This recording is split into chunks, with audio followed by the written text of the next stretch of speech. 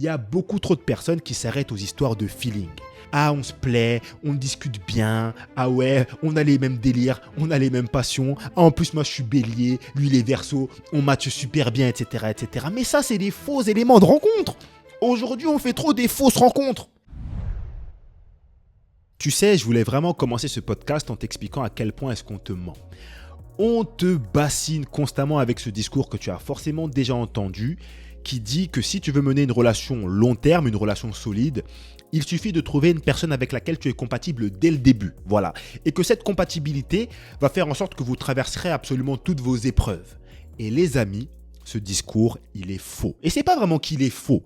C'est qu'il n'est pas totalement vrai parce qu'on ne vous dit pas tout sur ce discours. Et pour moi, dans la vie, quand on ne te dit pas tout, eh bien, on te ment. Et dans ce podcast-là, aujourd'hui, je vais te révéler la vérité sur la compatibilité dans un couple et comment la faire tenir. Avant de rentrer dans le vif du sujet, je te souhaite la bienvenue dans un nouvel épisode du podcast Relations Imparfaites, le podcast qui nous aide à améliorer nos relations. Je suis super content de t'accueillir aujourd'hui. Je t'invite à t'abonner au podcast si ce n'est pas encore fait. Tu peux nous retrouver au format vidéo sur YouTube et sur Spotify et au format audio sur toutes les autres plateformes. Et surtout, reste jusqu'à la fin de ce podcast parce qu'après t'avoir parlé du mensonge qu'on nous sort sur la compatibilité, je vais te donner des astuces pour pallier à ce mensonge et pour maintenir une compatibilité haute dans ta relation amoureuse. On démarre tout de suite. Ce que beaucoup de personnes ne disent pas sur la compatibilité dans une relation amoureuse, c'est que la compatibilité est en lien avec deux éléments. Elle est en lien avec le temps et elle est en lien avec l'évolution. Ce qu'il faut bien retenir, c'est que la compatibilité, ce n'est pas un élément qui est gravé dans le marbre. Concrètement, tu peux être compatible avec une personne aujourd'hui et ne plus l'être du jour au lendemain. Et ça, la vérité, c'est qu'on le sait, les amis. Au fond de nous, on en est conscient. Pourquoi est-ce qu'on en est conscient ?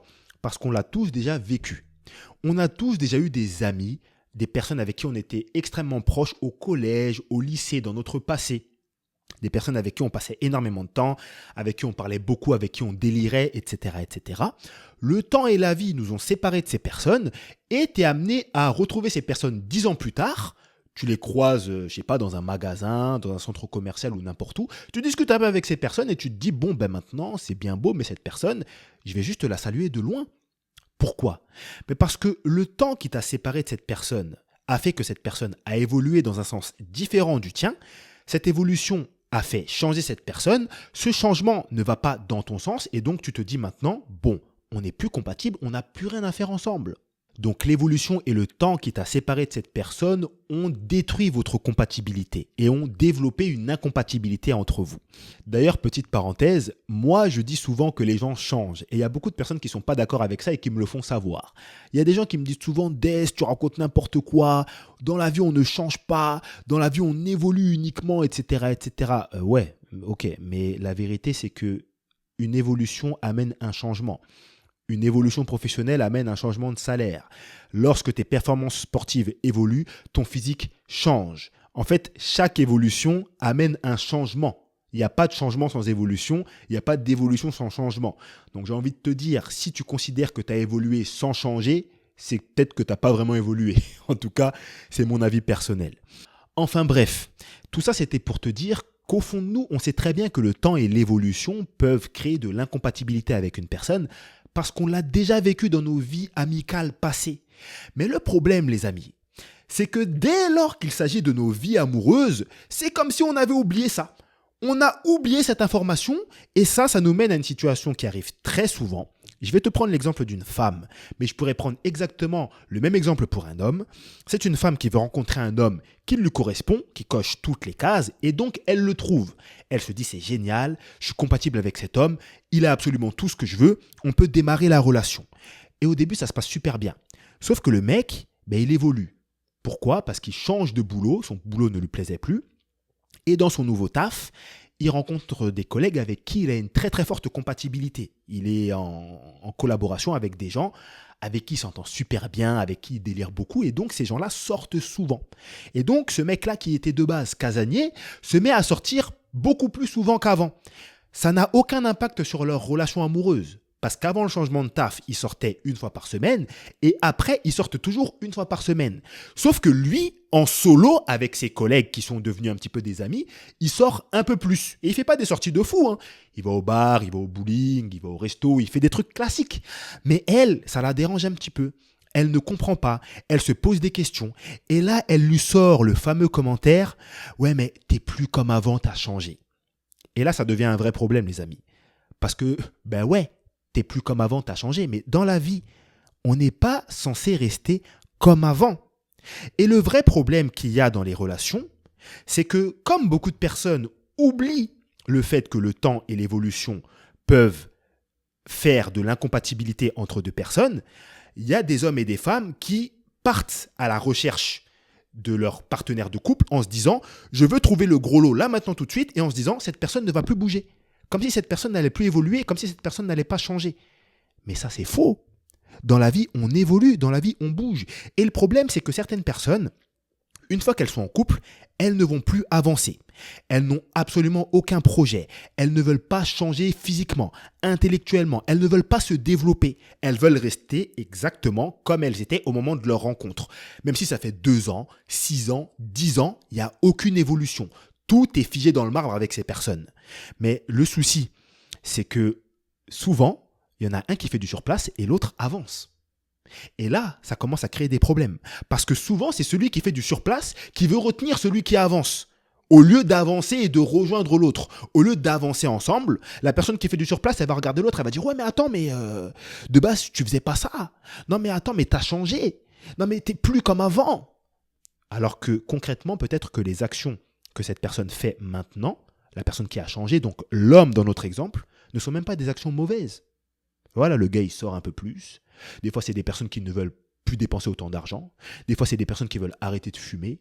Des fois, c'est des personnes qui veulent dormir plus tôt. Des fois, c'est des personnes qui veulent s'instruire plus et passer moins de temps à regarder des séries, à regarder la télévision, etc., etc. Mais quand il y a un partenaire qui fait du surplace et qui retient, ben, clairement, ça n'aide absolument pas. Et là, il y a de la compatibilité qui se crée.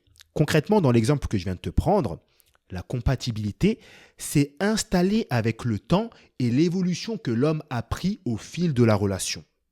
Et là, je t'ai pris l'exemple d'une femme, mais comme je te l'ai dit juste avant, ça peut être exactement la même chose de l'autre côté. Il y a certains couples qui ont une hygiène de vie catastrophique. Les deux boivent de l'alcool, les deux fument, les deux mangent de la malbouffe constamment. Les deux ont un sommeil catastrophique et ils s'entendent bien comme ça, sauf qu'à un moment donné, madame a une révélation. Madame se dit, il faut absolument que je change, je ne peux pas continuer comme ça. Et donc, elle commence tout doucement à entamer un processus d'évolution, à boire beaucoup plus d'eau, à diminuer la cigarette, à boire moins d'alcool, jusqu'à ne plus boire d'alcool du tout, à changer son alimentation. Et donc, dans leur couple, ça se traduit par quoi? Ça se traduit par le fait que quand il faut commander à manger, maintenant, elle ne veut plus commander son McDo. Elle veut peut-être commander une poké. Quand il y a des apéros, elle veut juste boire un jus de fruits. Et donc, le gars, lui, il est là, il dit « Mais pourquoi tu fais ça? Non, mais ça y est, tu casses l'ambiance, tu veux plus boire ton verre d'alcool. Ah, ça y est, maintenant, tu es devenue madame sportive, c'est ça ?» Vous voyez ce genre de commentaire? Le gars reste sur place pendant que madame est en train d'avancer. Clairement, l'incompatibilité est en train de s'installer petit à petit. Ce qu'il faut bien retenir, c'est que le but, c'est pas d'être compatible dans une relation amoureuse. Le but, c'est de rester compatible sur le long terme, malgré le temps et malgré l'évolution.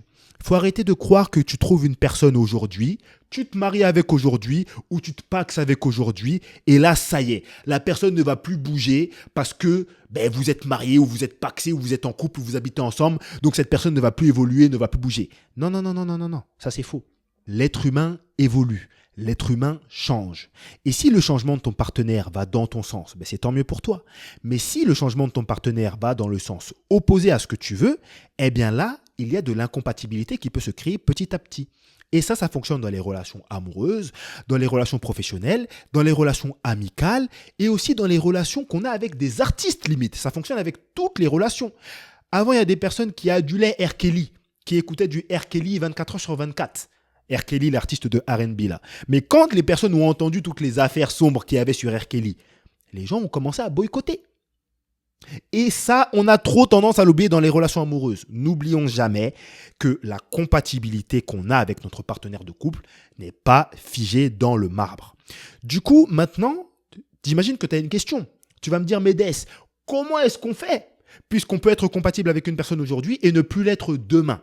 Eh bien justement, je vais t'expliquer comment est-ce qu'on peut faire pour éviter de développer de l'incompatibilité au maximum. Je vais t'expliquer ça là maintenant tout de suite, mais juste avant ça, ce que je t'invite à faire, si tu te poses ces questions, c'est à télécharger mon e-book La Love List. Il se trouve dans le premier lien en description et c'est totalement gratuit.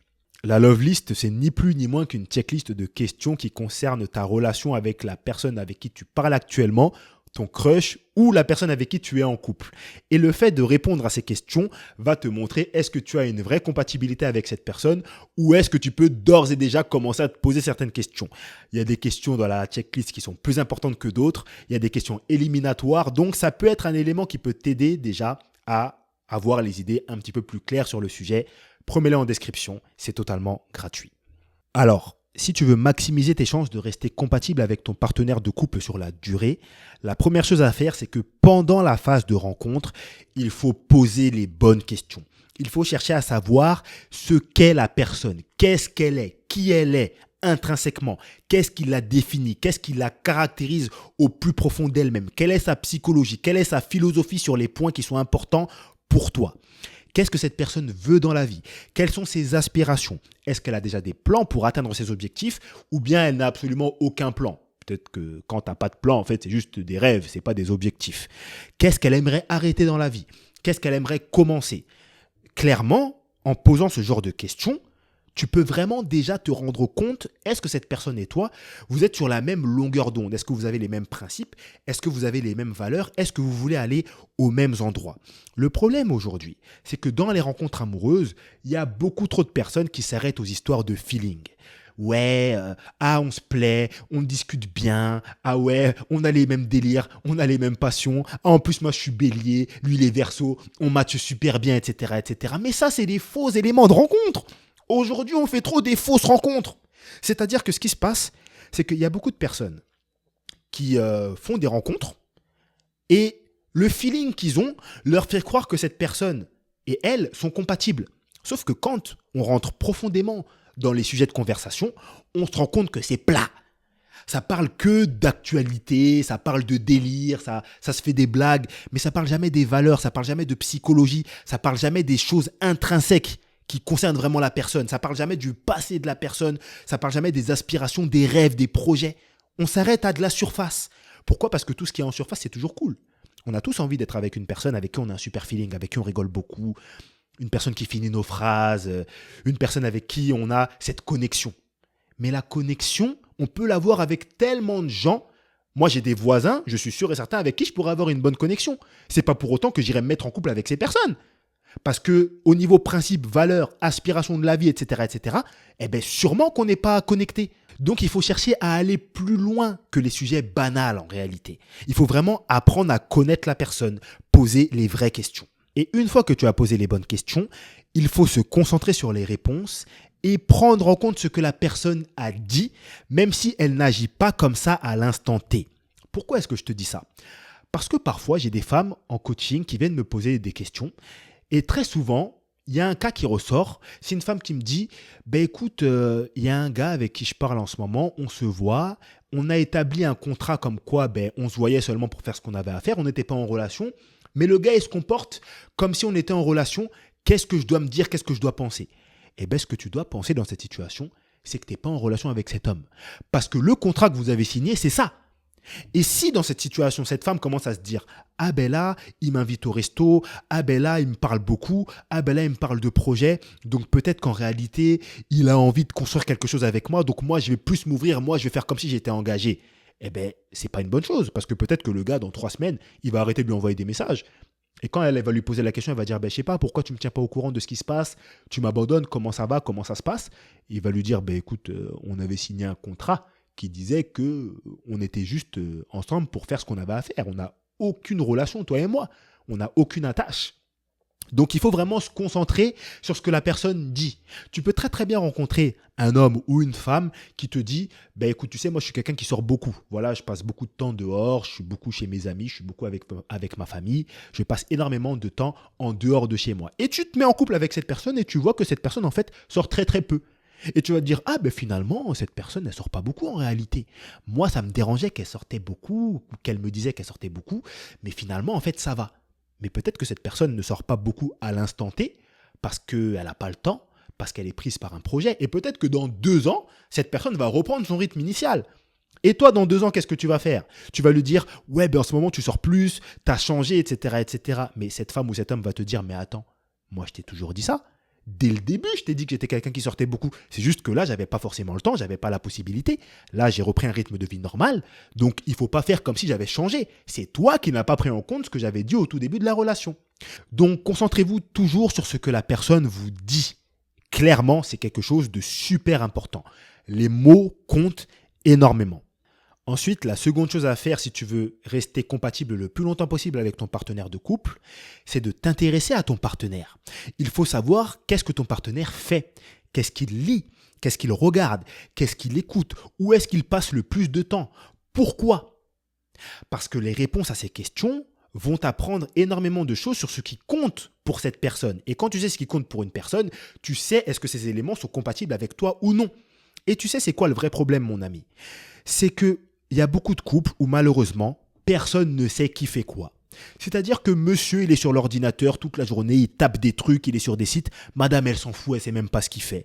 De l'autre côté, madame, elle lit des livres, elle passe 2 heures par jour à lire. Le gars, il sait même pas ce qu'elle lit, il s'en fout. Et après, quand l'incompatibilité va commencer à s'installer, ça va commencer à dire quoi?